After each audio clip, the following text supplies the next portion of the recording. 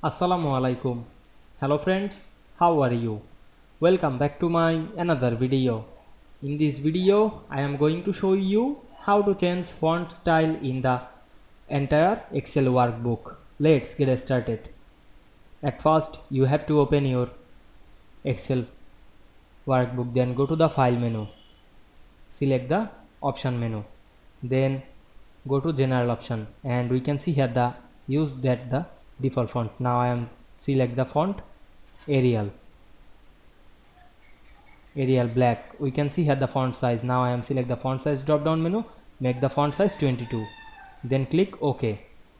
Then we can see here a option, we please close the restart Microsoft Excel so that the font change can take effect. Click OK option and wait some moment to close this. Then open the Excel again, click Excel software and open this.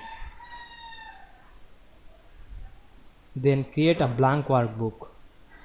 We can see the font is Arial black and the size is 22. Now I am write anything and we can see here the size is 22. You can create new sheet and the all sheet is same. I hope you enjoyed my video.